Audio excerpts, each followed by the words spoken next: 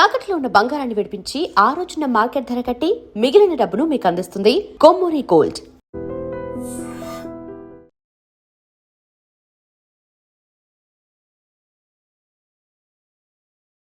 పశ్చిమ బెంగాల్లో Mamata బెనర్జీకి big shock తగిలింది.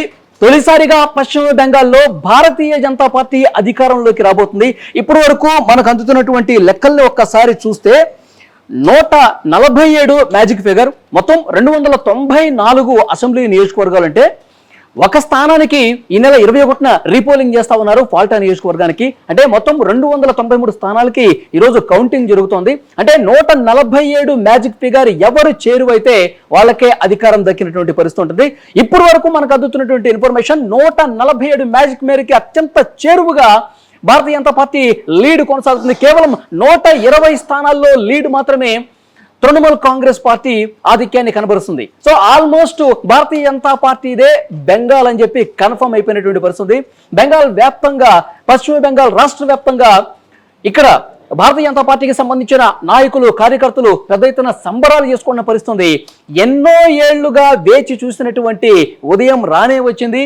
ఎన్నాళ్ళుగానో ఒక కలలాగా పశ్చిమ బెంగాల్లో అధికారం అనేటువంటి మిగిలినటువంటి పరిస్థితి నేపథ్యంలో ఈ విజయం చాలా తీపి జ్ఞాపకాలను మిగులుస్తుంది భారతీయ జనతా పార్టీకి అనడంలో ఏమాత్రం సందేహం లేదు.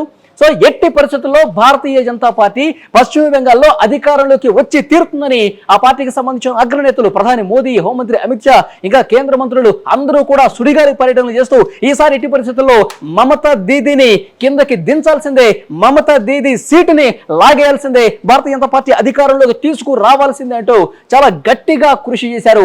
ఆ కృషి ఫలించింది. చాలా అద్భుతమైనటువంటి మెజారిటీలు భారతీయ జనతా పార్టీ అభ్యర్థులు సాధిస్తూ ఉన్నారు. 147 మ్యాజిక్ ఫిగర్ కి చాలా అంటే చాలా దగ్గరగా ఉంది. ఇంకొక అరగంటలో పూర్తిగా విజయం కన్ఫర్మ్ అయిపోయే అవకాశం కనిపిస్తుంది. తృణమూల్ కాంగ్రెస్ పార్టీ కార్యకర్తలు, నాయకులు, ఆ పార్టీ కార్యాలయాలు డీలా పడ్డటువంటి పరిస్థితుంది. ఒకసారి పశ్చిమ బెంగాల్లో భారతీయ జనతా పార్టీ ఆ ప్రస్థానాన్ని ఒక్కసారి చూస్తే 2011వ సంవత్సరం నుంచి ఫైట్ చేస్తుంది భారతీయ జనతా పార్టీ.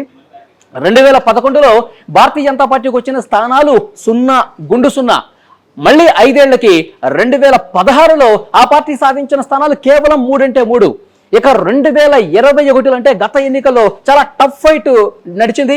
భారతీయ జనతా పార్టీ అధికారంలోకి వచ్చేస్తున్న ఆ ఫీల్ కనిపించింది. కానీ ఫలితాలు చూస్తే 2021లో కేవలం 77 స్థానాలు. మమతా బెనర్జీ పోటీ చేసినటువంటి నందిగ్రామ్లో మమతా దీదీని ఓడించినప్పటికీ కూడా అధికారం మాత్రం తృణమూల్ కాంగ్రెస్కి వెళ్ళింది. కేవలం 77 స్థానాలకి భారతీయ జనతా పార్టీ ప్రధాన ప్రతిపక్ష హోదాతో సరిపెట్టుకోవాల్సి వచ్చింది. మళ్ళీ 5 సంవత్సరాలకి 2026లో 2016లో 0కి పరిమితమైనటువంటి భారతీయ జనతా పార్టీ పశ్చిమ బెంగాల్లో 10 ఏళ్ల తర్వాత 2026లో అద్భుతమైనటువంటి విజయాన్ని నమోదు చేసే దిశగా ముందుకు పోతోంది.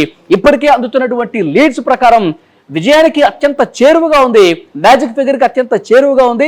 సో ప్రధాని మోదీ, హోంమంత్రి అమిత్ షా వీళ్ళ వ్యూహాలు, ప్రతివ్యూహాలు పూర్తిగా ఫలించి ఇన్నాళ్ళకి పశ్చిమ బెంగాల్లో భారతీయ జనతా పార్టీ అధికారంలోకి రావడానికి ఆస్కారమైనటువంటి పరిస్థితి. పశ్చిమ బెంగాల్ వ్యాప్తంగా ఇటు తృణమూల్ కాంగ్రెస్ కార్యకర్తలు డీలా పడిపోయి వాళ్ళు శోకంలో మునిగిపోయిన పరిస్థితి. భారతీయ జనతా పార్టీ కార్యకర్తలు స్వీట్లు పంచుకుంటూ విజయం మనదే అంటూ రోడ్ల మీదకి వచ్చి ఆ నినాదాలు చేస్తున్నారు.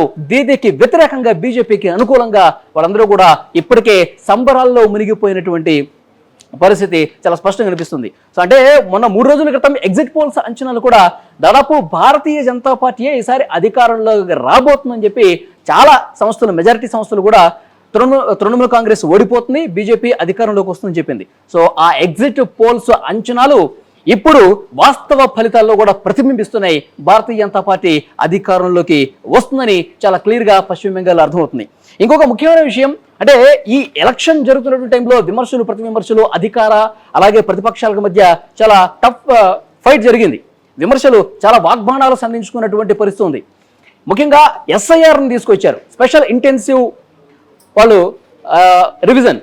అంటే ఓటర్ల జాబితాలో నుంచి తృణమూల్ కాంగ్రెస్కి సంబంధించిన కార్యకర్తల వాళ్ళకు అనుకూలంగా ఉన్నటువంటి ఓట్లు ఈ SIRను ఉపయోగించి, సర్ను ఉపయోగించి తీసేశారు. గెలుపొందడం కోసం భారతీయ జనతా పార్టీ ఏదైనా చేస్తుంది, కానీ మన బెంగాల్ని మనమే పరిపాలించుకోవాలి, బెంగాల్ వాళ్ళే పరిపాలించుకోవాలి, మళ్ళీ గుజరాతీల పాలన ఇక్కడికి తీసుకురావద్దు, పూర్తిగా రాష్ట్రాన్ని కలుషితం చేసేస్తారని చెప్పి పెద్ద ఎత్తున తృణమూల్ కాంగ్రెస్ ప్రచారం చేసినప్పటికీ కూడా ప్రజలు నమ్మలేదు అన్నట్టుగా కనిపిస్తోంది. మార్పు రావాలి. 3 సార్లు వరుసగా 3 సార్లు దీది మమతా బెనర్జీ అధికారాన్ని కొనసాగించారు. ఇప్పుడు ఆ అధికారానికి పూర్తిగా ప్రజలు తిలోదకాలిస్తూ మార్పును కోరుకున్నారు. భారతీయ జనతా పార్టీ ప్రభుత్వం ఏర్పాటు కాబోతుందని ఈ ఫలితాలను చూస్తే అర్థమవుతుంది. మమతా బెనర్జీకి ఒక బిగ్ షాక్ అని చెప్పాలి.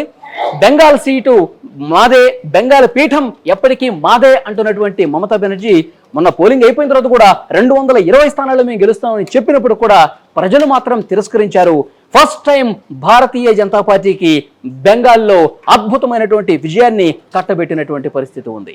ముఖ్యమంత్రి జోసెఫ్ విజయ్ తమిళనాడు సీఎం గా విజయ్ అవతరించబోతున్నట్టుగా చాలా క్లియర్ గా సమాచారం వస్తుంది. ఫలితాలు అవే సూచిస్తా ఉన్నాయి. ఇప్పటి వరకు మనకు అందుతున్నటువంటి సమాచారం 108 స్థానాల్లో లీడ్ లో కొనసాగుతుంది. ఇంకా టీవీకే స్థానాలు పెరగబోతున్నట్టుగా సమాచారం వస్తుంది. అధికార డిఎంకే 3వ స్థానానికి పరిమితమైంది, కేవలం 50 స్థానాల్లో లీడ్ కొనసాగిస్తుంది. అలాగే ప్రతిపక్షంగా ఉన్నటువంటి అన్నా డిఎంకే భారతీయ జనతా పార్టీ కూటమి 73 స్థానాల్లో లీడ్ కనబరుస్తున్నటువంటి పరిస్థితి. సో అంటే టీవీకే విజయ్ పార్టీ చాలా అద్భుతంగా ఎవరు ఊహించని విధంగా రికార్డు క్రియేట్ చేసే దిశగా ముందుకు కదులుతోంది. 108 స్థానాల్లో లీడ్ కొనసాగుతుంది. ఇంకా స్థానాలు పెరిగే అవకాశం ఉంది. తమిళనాడులో మొత్తం స్థానాలు 234, మ్యాజిక్ ఫిగర్ 118. అంటే కేవలం 10 స్థానాల్లో మాత్రమే తేడా కనిపిస్తుంది. ఈ 10 స్థానాలు కూడా విజయ్ దక్కించుకోబోతున్నాడు. లీడ్స్ మళ్ళీ తారుమారై విజయ్ పార్టీకి స్పష్టంగా మ్యాజిక్ ఫిగర్ ని రీచ్ అయ్యే అవకాశం ఉన్నట్టుగా ఇన్ఫర్మేషన్ వస్తోంది. సో ఒకవేళ కొన్ని సీట్లు తగ్గినా సరే అన్నా డిఎంకేకి సంబంధించినటువంటి ఎమ్మెల్యేలు కావచ్చు, అలాగే డిఎంకేకి సంబంధించిన ఎమ్మెల్యేలు కొంతమంది ఇప్పటికే టీవీకే ప్రతినిధులతో టచ్ లోకి వచ్చినట్టుగా సమాచారం వస్తుంది. ఒకవేళ వీళ్ళు విజయ్కి సపోర్ట్ చేస్తే డెఫినెట్ గా మ్యాజిక్ ఫిగర్ ని దాటి వెళ్తుంది. టీవీకే అధికారంలోకి రాబోతుంది. విజయ్ తమిళనాడు నూతన సీఎం గా ప్రమాణ స్వీకారం చేయడానికి ఆల్మోస్ట్ రంగం సిద్ధమవుతున్నట్టుగా పిక్చర్ క్లియర్ అవుతుంది. ఢిల్లీలో ఉన్నటువంటి భారతీయ జనతా పార్టీ అగ్రనాయకత్వం కూడా విజయ్ని కలుపుకొని పోయేందుకు ప్రయత్నాలు ముమ్మరం చేస్తున్నట్టుగా ఇన్ఫర్మేషన్ వస్తుంది. అమిత్ షా తన వ్యూహాలు పెట్టడంలో ఆయన ముందుంటారు ఎప్పుడు కూడా. సో టీవీకేకి సంబంధించిన నాయకులతో ముఖ్యంగా విజయ్ తో వాళ్ళు ఫోన్ లైన్ లోకి తీసుకునే అవకాశం ఉన్నట్టుగా కనిపిస్తుంది. ఎందుకంటే ఢిల్లీ నుంచి వస్తున్నటువంటి ఇన్ఫర్మేషన్ భారతీయ జనతా పార్టీతో నేను సమదూరాన్ని పాటిస్తాను, డిఎంకే కావచ్చు, అన్నా డిఎంకే కావచ్చు, భారతీయ జనతా పార్టీతో సమదూరంగా పాటిస్తానని చెప్పి ఆయన సింగిల్ గా పోటీ చేశాడు. సో పోటీ చేసినటువంటి మొట్టమొదటిసారి అధికారం కైవసం చేసుకునే దిశగా ఈ విధంగా ముందుకు వెళ్ళడం అనేది చాలా గొప్ప విషయంగా విశ్లేషకులు కూడా అభిప్రాయం వ్యక్తం చేస్తున్నటువంటి పరిస్థితి. ఉమ్మడి ఆంధ్రప్రదేశ్ లో ఎన్టీఆర్ కేవలం 8 నెలల్లోనే పార్టీ పెట్టినటువంటి 8 నెలల్లోనే అధికారంలోకి వచ్చారు. ఆ తర్వాత ఎంజీఆర్ కూడా పార్టీ పెట్టిన తర్వాత ఒక్కసారిగా ఆయన మొదటి ఎన్నికల్లోనే విజయం సాధించి అధికారంలోకి వచ్చినటువంటి పరిస్థితి. అదే తరహాలో హీరో విజయ్ కూడా టీవీకే పార్టీని స్థాపించిన కొద్ది నెలల్లోనే అధికారంలోకి రాబోతున్నట్టుగా స్పష్టమైనటువంటి సంకేతాలు కనిపిస్తున్నాయి. ఇప్పుడు అన్నా డిఎంకేకి సంబంధించిన ఎమ్మెల్యేలు, డిఎంకేకి సంబంధించిన ఎమ్మెల్యేలు మేము టీవీలో కోసం టీవీకే వస్తాం, విజయ్కి సపోర్ట్ చేస్తామంటూ ముందుకు వస్తున్నట్టుగా తెలుస్తుంది. అలా కాని పక్షంలో ఢిల్లీ నుంచి బీజేపీ అగ్రనాయకత్వం కూడా విజయ్ని కలుపుకొని విజయ్నే ముఖ్యమంత్రిని చేద్దామనే ఒక ప్రతిపాదన కూడా తీసుకొస్తున్నట్టుగా తెలుస్తుంది. సో తమిళనాడు నుంచి, చెన్నై నుంచి క్లియర్ ఇన్ఫర్మేషన్ వస్తుంది. విజయ్ నివాసానికి భారీ భద్రతా ఏర్పాట్లు చేస్తున్నారు. భద్రతను కూడా పెంచినటువంటి పరిస్థితి. విజయ్ ముఖ్యమంత్రి కావటం తథ్యమని టీవీకి సంబంధించిన నాయకులు, కార్యకర్తలు, ఆ పార్టీకి పనిచేసినటువంటి వాళ్ళు, అదే విధంగా విజయ్ అభిమానులు పెద్ద ఎత్తున రోడ్ల మీద సంబరాలు చేసుకుంటున్నారు, స్వీట్లు పంచుకుంటున్నారు. విజయ్ సీఎం కాబోతున్నారు. డిఎంకే ఓట్లను పూర్తిగా తన వైపుకు తిప్పుకోవటంలో విజయ్ సక్సెస్ అయ్యాడు. విజయ్ పట్టుదల కృషి కారణంగానే ఈ రోజు టీవీకే అధికారంలోకి రాబోతుందని కూడా ఘంటాపథంగా చెప్తున్నటువంటి పరిస్థితి. సో విజయ్ పార్టీ పెట్టిన తర్వాత ప్రచారం చేస్తున్నటువంటి సమయంలో ఎన్నో విమర్శలు ఆయన మీద ఎక్కుపెట్టినటువంటి పరిస్థితి. రాజకీయ ప్రత్యర్థులు ముఖ్యంగా త్రిష విషయాన్ని కూడా ప్రస్తావించారు. అంటే త్రిషని ఈ రాజకీయాల్లోకి తీసుకొచ్చి పెద్ద ఎత్తున ఆరోపణలు చేసినటువంటి పరిస్థితి. కానీ వీళ్ళు ఎక్కడో కూడా దాన్ని సీరియస్ గా తీసుకుని రాజకీయాలు మళ్ళీ డైవర్ట్ చేసే ఆలోచన చేయకుండా కేవలం ప్రజల కోసం వాళ్ళు పనిచేశారు. ప్రజల కోసం, ప్రజల కోణంలోనే టీవీకే అధినేత విజయ్ ప్రచారం చేసుకుంటూ ముందుకు పోయినటువంటి పరిస్థితి. సో అంటే భార్యతో విడాకులు, త్రిషతో సన్నిహిత సంబంధాలు ఇవన్నీ కూడా ప్రజలు ఎక్కడా కూడా పరిగణలోకి తీసుకోలేదు. విజయ్ మొదటిసారిగా ఆయన పార్టీ పెట్టి జనంలోకి వచ్చారు. అతనిలో నిజాయితీ కనిపిస్తుంది, అతనిలో పట్టుదల కనిపిస్తుంది. తమిళనాడు ప్రజలకు ఒక కొత్త తరహా రాజకీయ నాయకుడు అవసరమని ప్రజలు భావించారు. కాబట్టి ఈ రోజు తమిళనాడులో టీవీకే అద్భుతంగా తన ప్రభంజనాన్ని కొనసాగిస్తూ 108 స్థానాలకు పైగా లీడ్లో కొనసాగిస్తూ అధికారం వైపు దూసుకుపోతుందంటే తమిళ ప్రజలు పెట్టుకున్నటువంటి నమ్మకం ఇక్కడ క్లియర్ గా అర్థం చేసుకోవాల్సినటువంటి పరిస్థితి. త్రిష కూడా ఈరోజు త్రిష బర్త్డే ఫలితాల రోజు ఉదయాన్నే శ్రీవారిని దర్శించుకొని విజయ పార్టీ విజయం సాధించాలని ఆమె మొక్కులు చెల్లించుకున్నట్టుగా సమాచారం వస్తుంది. ఒకవేళ విజయ్ ముఖ్యమంత్రిగా ప్రమాణ స్వీకారం చేసిన తర్వాత పవర్ సెంట్రిక్ గా త్రిష మారబోతున్నారని ఒక చర్చ కూడా చాలా బలంగా వినిపిస్తోంది. ఆమె గతంలోనే టీవీలో ఒక పార్టీకి వెళ్తారని చెప్పి పెద్ద ఎత్తున ప్రచారం జరిగినప్పుడు కూడా ఆమె దాన్ని లైట్ గా తీసుకున్నారు. ఇప్పుడు విజయ్ అధికారం వచ్చిన తర్వాత, ముఖ్యమంత్రి అయిన తర్వాత మెయిన్ రోల్ టీవీలో త్రిష పార్టిసిపేట్ చేసే అవకాశం ఉన్నట్టుగా కనిపిస్తోంది. సో ఓవరాల్ గా చూస్తే టీవీకే ప్రభంజనం అద్భుతమైనటువంటి విజయం దిశగా దూసుకుపోతుంది.